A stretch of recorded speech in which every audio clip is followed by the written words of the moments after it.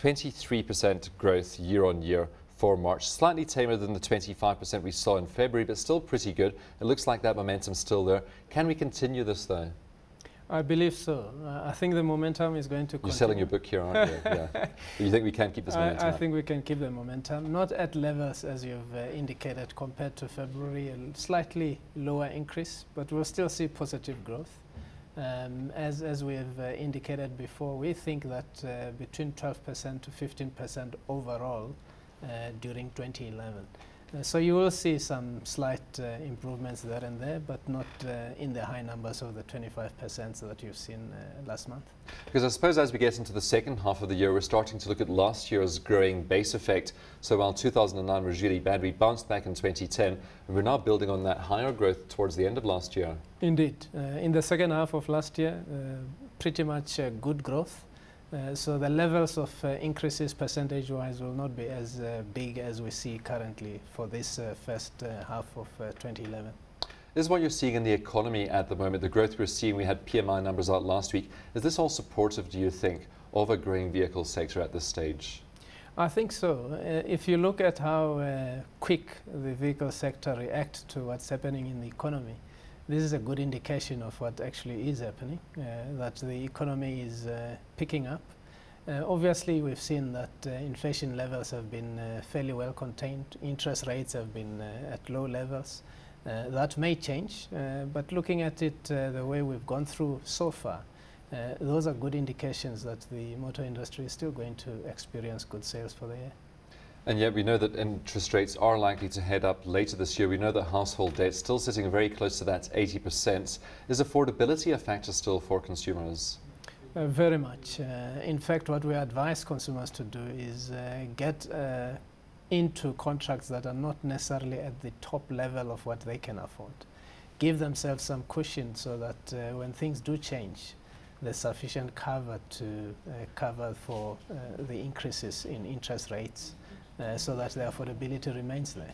We've seen, for example, that in terms of applications, more people would want to get into deals where they don't put a lot of deposit into the deal, and sometimes even wanting longer periods in order to afford.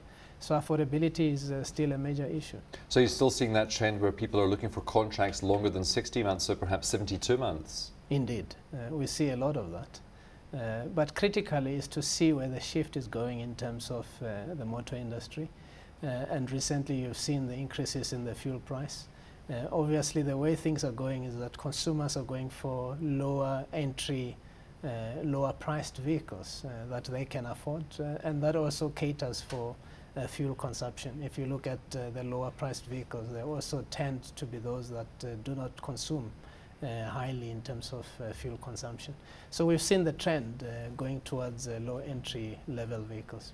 Yeah, because it's not just interest rates that you have to factor in when you're looking forward. You have to factor in the petrol price increase we're seeing on Wednesday. Also toll road fees, particularly on the M1 between Johannesburg and Pretoria, which are going to be introduced in a couple of months' time. And that really impacts on the affordability issue as well, doesn't it? It does. It does. Although for this year, we don't see that as a major impact.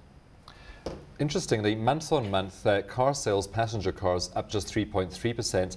Biggest movement really on light commercial vehicles. So we're talking about buckies here, aren't we? Up 22.5%. And medium-sized and big trucks, buses, 15% higher. So what does this tell you about the business sector at this stage? Are we starting to see companies going out there buying new vehicles and starting to stock up again? We believe that that's a good indication of what's happening in the economy locally. But also when you look at the export numbers, that also indicates to you that perhaps there's much more global activity happening, there's growth happening in the global field, and that's why you see that even our exports are increasing compared to last year. To what extent, though, do you think exports might have been temporarily boosted by the events in Japan last month? Because we know vehicle production ground to a halt in Japan following that earthquake and tsunami. Did we, to any extent, benefit from that? I wouldn't read too much into it. I think it's a multifaceted aspect to this one. Steve? Consumer Protection Act came into effect on Friday. Should be positive for consumers. How about businesses, though, and particularly the second-hand car dealers?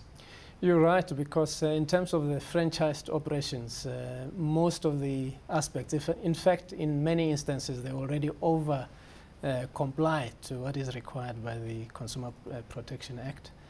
So the issue will be really the challenge around non-franchised used car vehicles.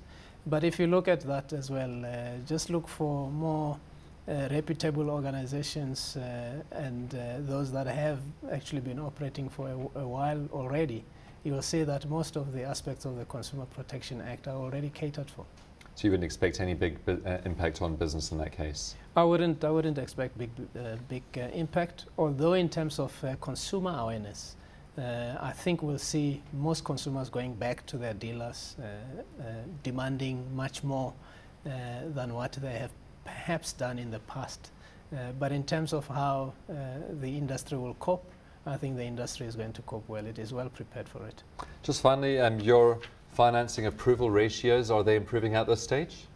We have seen improvements towards the end of last year and into this year, but we've now tapered into high levels of approvals as we stand now. So we see that as continuing in that level.